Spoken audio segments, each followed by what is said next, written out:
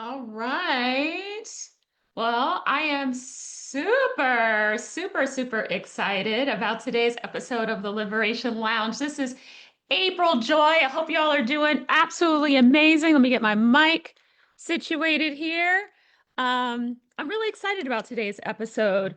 Thank you for those of you who were patient last week because I was on vacation in New Orleans, and it was an awesome trip of educational history as well as some um, great food and amazing people. It was absolutely fantastic. So we're back. We are back. And this is episode 19 of the Liberation Lounge. And today I wanted to have a really authentic conversation. And I think a conversation that isn't had enough. And today's topic is how to liberate your will into God's will, how to liberate your will into God's will. And I think this is an important topic because I don't know how you grew up. I know we all grow up differently in terms of how we were introduced to faith. If you are a person of any type of faith, I know when I was in college, my college roommate, her sister was a Buddhist. And so I got introduced to a lot of principles related to Buddhism when I was in college.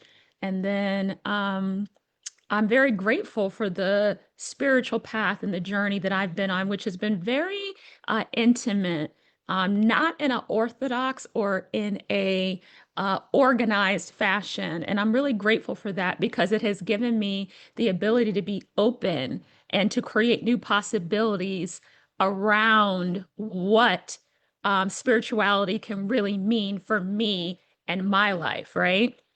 And so, but I do want to talk today about how to really liberate your will into God's will. And I think oftentimes we look at God's will as something that is going to equal deprivation. Like we don't want to submit, and I don't even like to use that word, but I'm going to use it just for description's sake. We don't want to submit to God's will because we have this idea that it's going to be different from ours. And some of you may have experienced this where you're like, you may not even like really want to pray about something because you're not even sure if the answer that you get is going to be the answer that you want, right? And this is the great dichotomy between how we think we are in the world and who we think God is. And so I think the real awakening for all of us is when we begin to realize that our will actually is God's will. It actually is.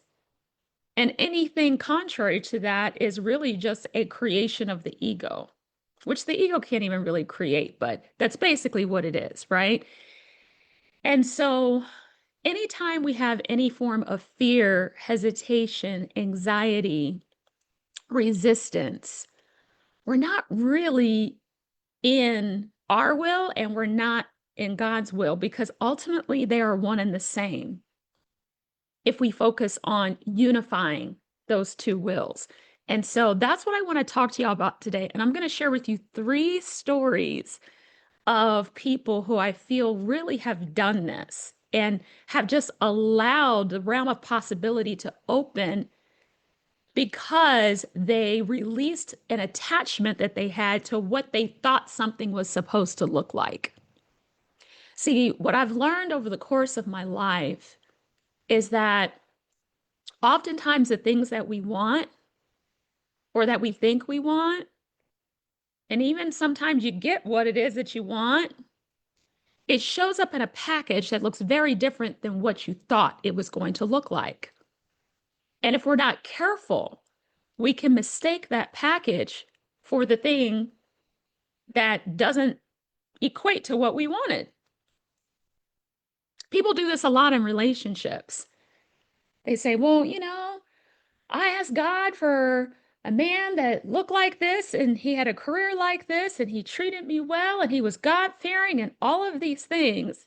And then that person has been right under your nose for the last 20 years and you didn't even recognize them.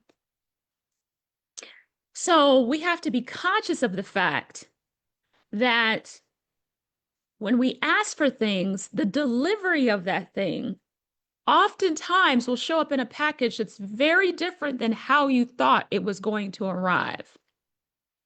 So we've got to have some really good discernment on how these things are going to show up so that we're able to recognize them.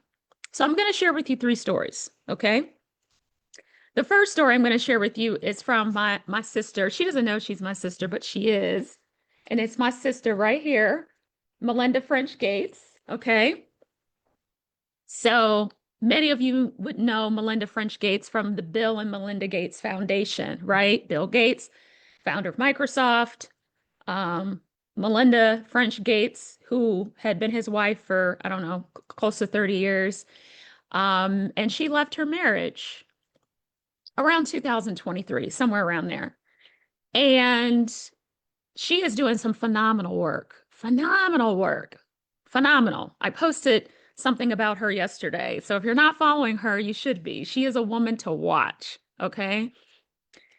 And I picked up her book, right, which is called The Next Day. I picked up her book in Columbus before I took my flight to New Orleans. And I had been watching her for weeks on different podcasts. I had been watching her for weeks and was just so impressed with the journey that she was on.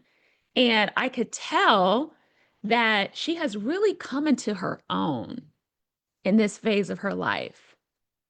She, I think, feels a level of freedom and liberation to be able to move and act and do things that she may have wanted to do and act and move on for quite a few years, but because she was tied to the Bill and Melinda Gates Foundation, she was tied to this billionaire named Bill Gates. I think there's always some level of, maybe hesitation or potential consequence for things that maybe she wanted to do, things she wanted to say, because it would affect them as a unit, right? Or affect him or affect the foundation. So now that she no longer has those restrictions, she has been incredibly open and vulnerable and transparent about her journey and the phase of life that she's in right now and the amazing work that she's doing to support women and persons of color. It's just phenomenal. So I say that because I'm going to encourage you to pick up her book, especially the ladies, okay? And I love what she says. She says, it was incredibly destabilizing to find myself in this position. I had never even imagined that I was someone who would get divorced. My three siblings all are in stable, happy marriages. My parents have been married for 63 years. I had spent almost my entire adult life invested in this man and our family. After all of that, to contemplate approaching my 60th birthday single on my own, it seemed unthinkable until gradually it didn't. At some point, I noticed that quietly, my default assumption had changed. Once I had wondered, how could I possibly leave? Now I wondered, how can I possibly stay?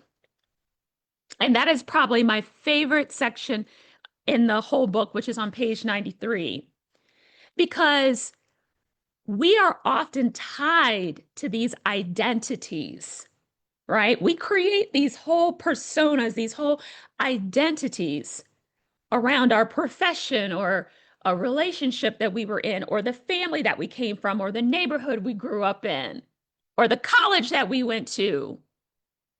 We create these personas and these identities around these things. And people begin to know us as that. We begin to know ourselves as that.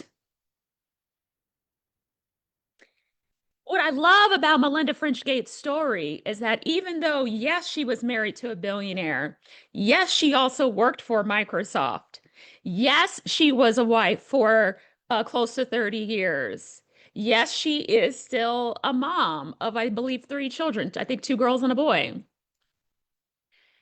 Yes, she had a successful career working at Microsoft.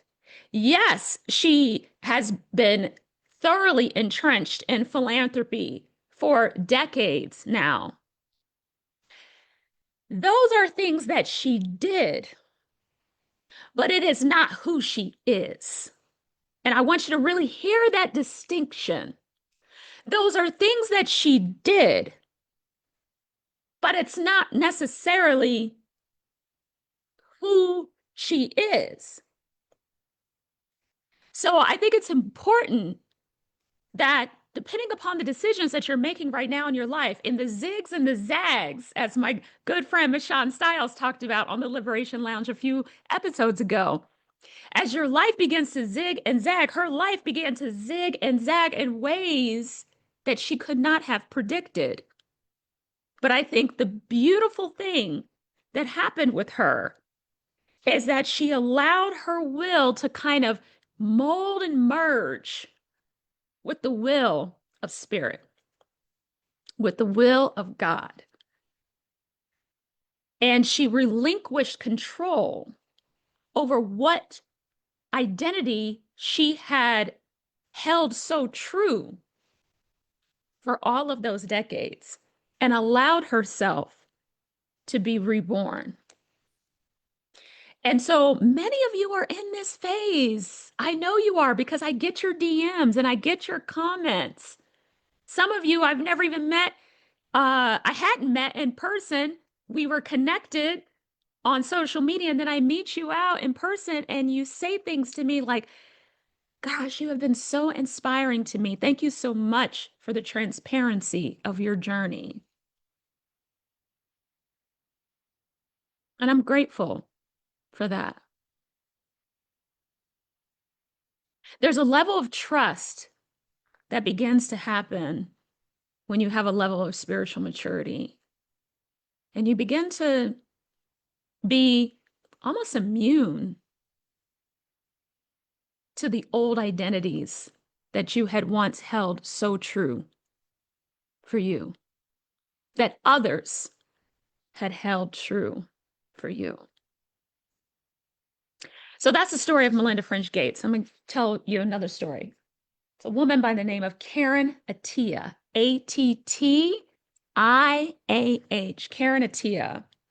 I happened to be watching a show on PBS called Amanpour. Some of you may watch it. It's a great, great unbiased news show. And Karen Attiah was getting interviewed. And Karen is a columnist for the Washington Post.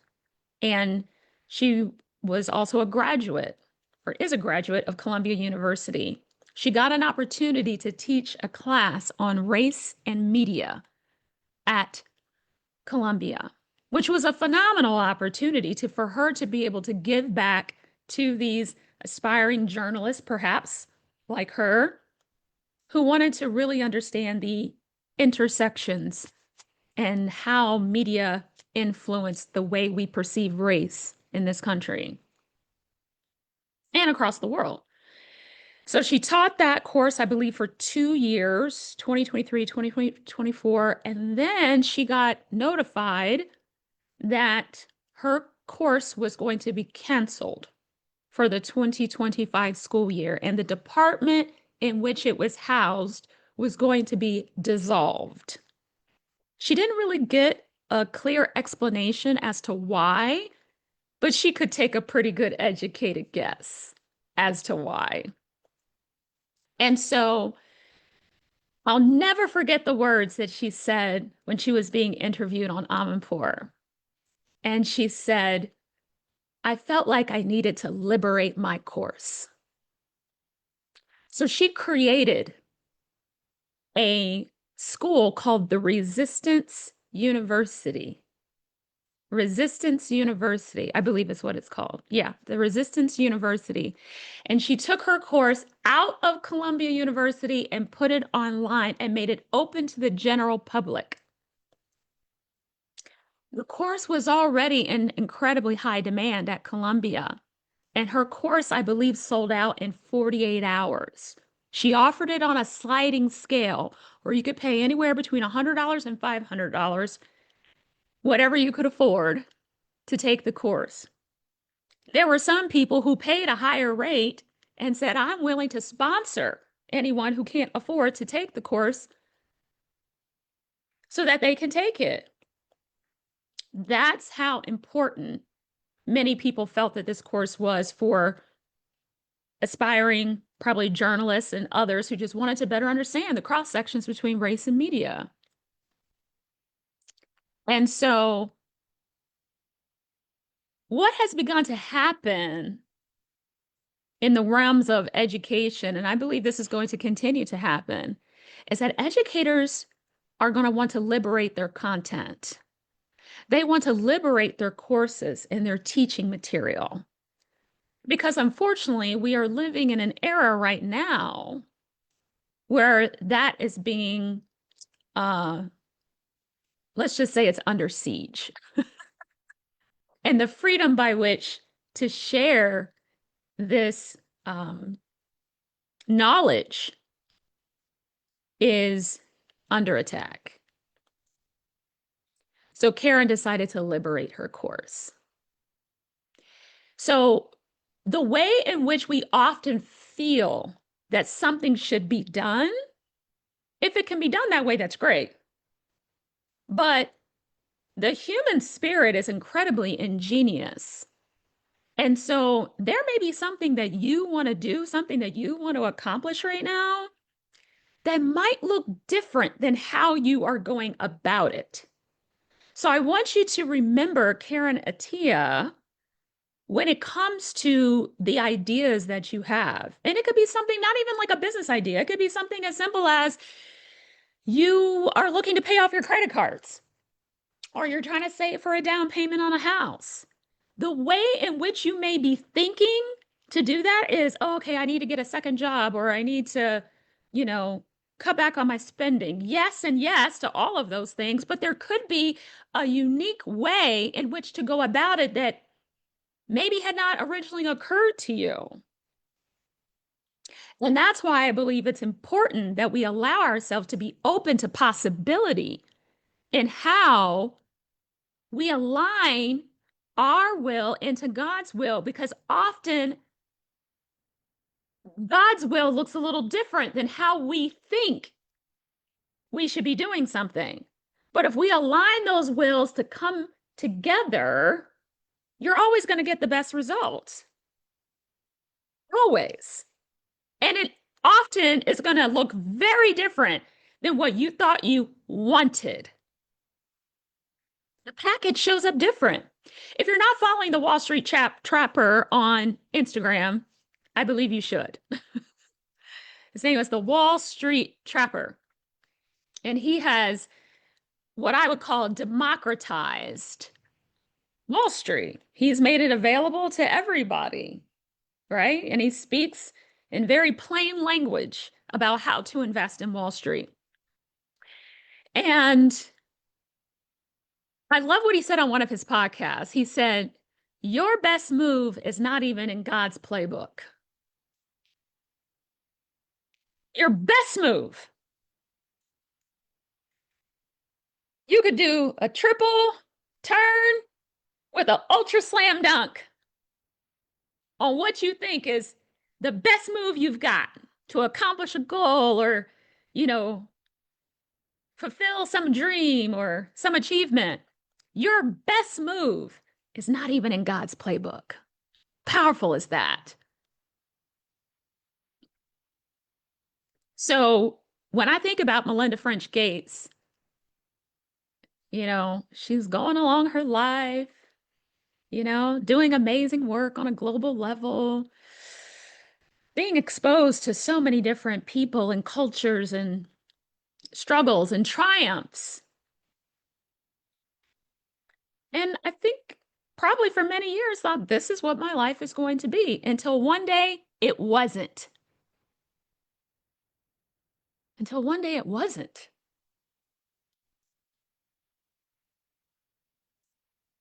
So can we learn to liberate our will into God's will and to love what is?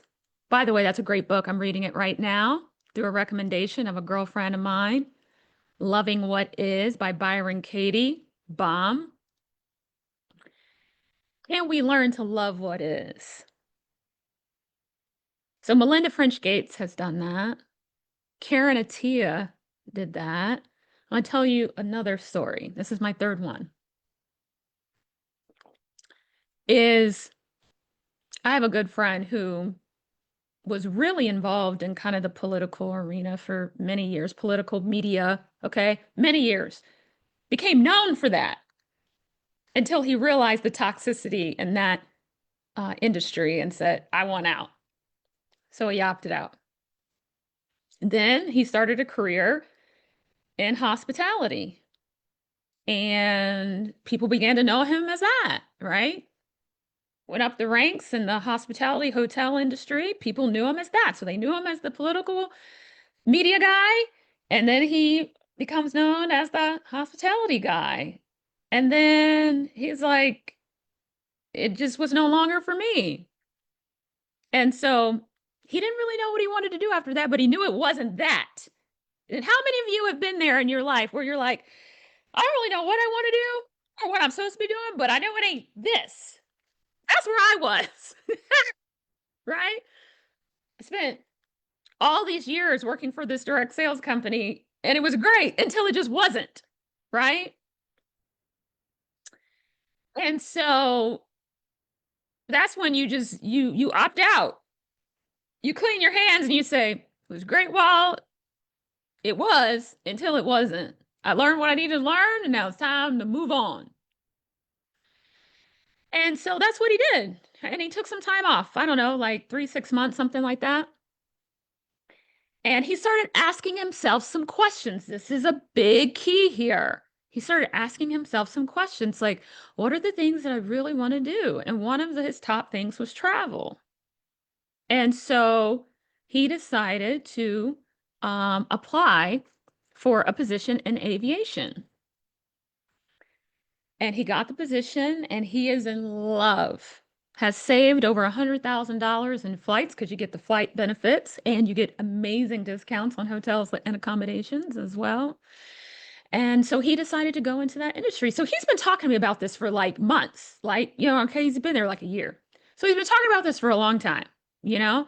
And he's like, oh my gosh, he's like, April, this has been amazing. Like, I'm going to Brazil and then I booked a trip to Australia. I'm going to San Francisco and I'm doing this. And I like almost every other week, right? And I'm like, God, that sounds amazing, right? Because I knew for 15 years, I felt like I kind of had a straitjacket on. Like I could not detach myself from my business for 15 years.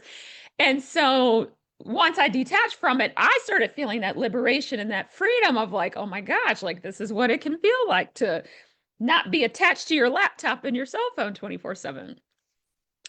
But I didn't have that kind of freedom because it costs to fly that much, right? And to travel that much. And I was like, man, that sounds amazing. Like, I'm so glad that you're getting this experience. And in the back of my mind, I'm thinking, like, how can I do this? And I had been having a conversation with my partner about wanting to do these like weekend getaways. I was like, man, it would be so great if like on a Thursday I could just like or a Friday I could just like go somewhere for like a day, day and a half, 2 days, and then just fly back and just see the country or see the world, you know? And then I'm like, so he's like, well, you can always get better discounts on flights if you go to the ticket counter, right? Like always try and get your flights by going to the ticket counter. So when I just went to New Orleans, when I was online looking for a flight, it was like, I don't know, like $190 or something like that. He went to the ticket counter, got my ticket for me. It was only 119, right? So I never knew that you could get deals by going to the ticket counter. Now, that's not always the case, but sometimes you can, right? It's always worth checking out.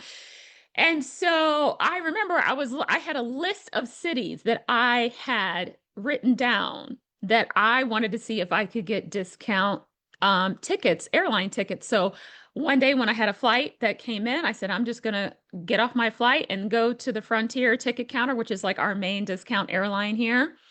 And I said, I'm gonna ask them, you know, what it would cost to fly to some of these cities and if they even fly to some of these cities.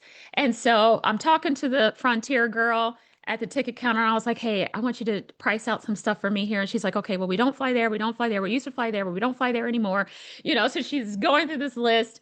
And then she's like, I was like, well, what about this? And she's like, oh, yeah, we fly there. Da, da, da, da.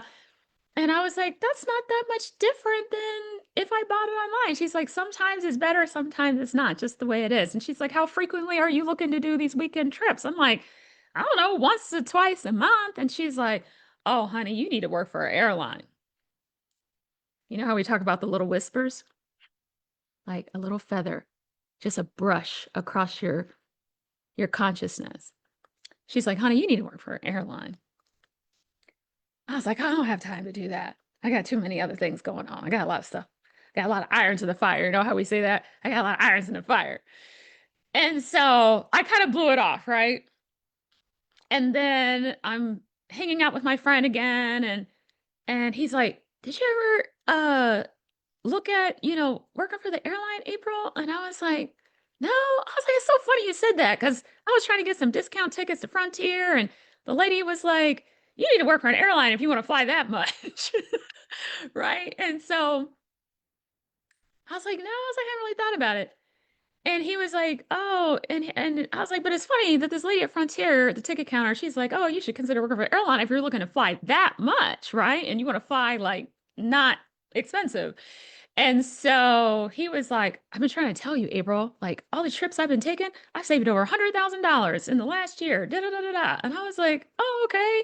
And so I was like, all right, send me the link. Just send it to me. I'll check it out, right?